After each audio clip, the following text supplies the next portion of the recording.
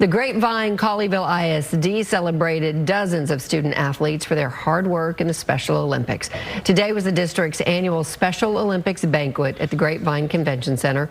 More than 40 students were honored for their participation in several events this school year. That includes swimming and basketball, bowling, and track and field. The district says the students wait in excitement all year to celebrate these accomplishments.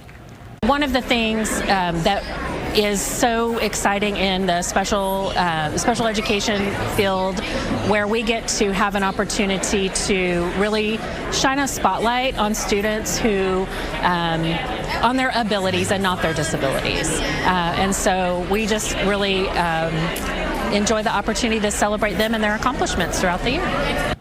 And in fact, many of the students are also preparing for the Texas State Special Olympics competition. That takes place in May.